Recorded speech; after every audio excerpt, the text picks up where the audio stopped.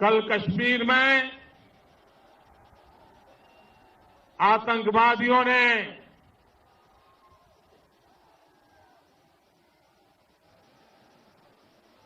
भारत के लोकतंत्र पर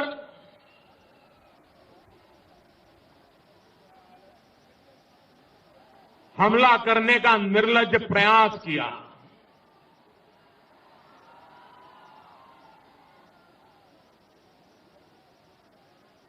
और भारत मां का लाल इसी झारखंड का सपूत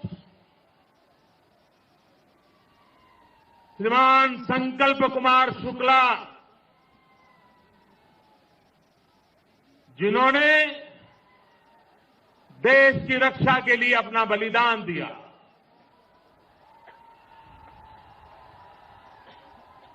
मैं वीर शहीद संकल्प कुमार और शहीद हुए सभी जवानों के प्रति, भारत मां के इन वीर सपूतों के प्रति आदरपूर्वक श्रद्धांजलि अर्पित करता हूं। झारखंड हमेशा हमेशा के लिए संकल्प कुमार की शहादत को याद रखेगा और संकल्प कुमार की शहादत आने वाली हमारी पीढ़ियों को भी प्रेरणा देती रहेगी। भाइयों बहनों,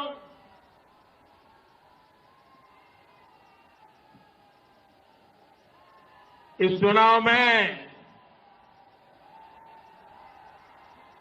मैं पहले भी झारखंड आया, लोकसभा के चुनाव में भी झारखंड आया था, लेकिन इस चुनाव में मैं आपसे कुछ मांगने के लिए नहीं आया।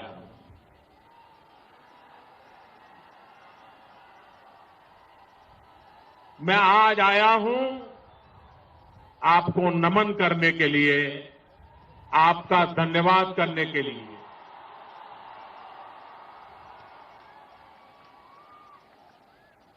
झारखंड के मेरे भाइयों बहनों, आपने देश की कितनी बड़ी सेवा की है वो शायद आपको भी अंदाज नहीं है।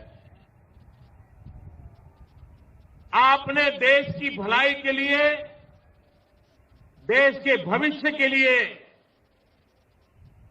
ऐसा उत्तम काम किया है, ऐसा उत्तम काम किया है जिसके लिए मैं झारखंड का धन्यवाद करता हूं, मैं झारखंड की जनता को नमन करता हूं। झारखंड की जनता ने देश को 30 साल के बाद अनिश्चितता में से बचा लिया।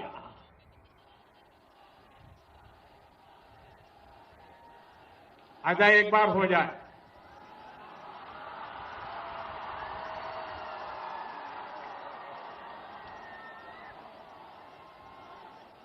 कहां तक पहुंचा? यहां पहुंचा, हाँ, यहां पहुंचा।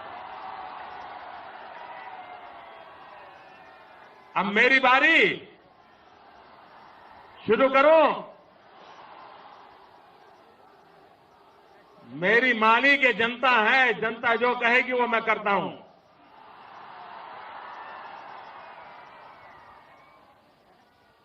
झारखंड के लोगों ने 30 साल के बाद देश को बहुत बड़े संकट से बचा लिया। वो संकट था देश पर 30 साल के अस्थिरता का संकट था, मिली जुली सरकारों का संकट था। अगर झारखंड के मतदाताओं ने इतनी भारी मात्रा में भारतीय जनता पार्टी को विजय न दिया होता तो दिल्ली में स्थिर सरकार नहीं बन पाती। 25 साल से जो संकट चल रहा था, उस संकट से मुक्ति नहीं मिल पाती। और इस अर्थ में आपने देश की बहुत बड़ी सेवा की है। मेरे भाइयों बहनों, मेरे झारखंड के युवकों, मेरे झारखंड की माताएं बहनें, ये वीर बलिदानी योद्धा भगवान बिरसा मुंडा की धरती है।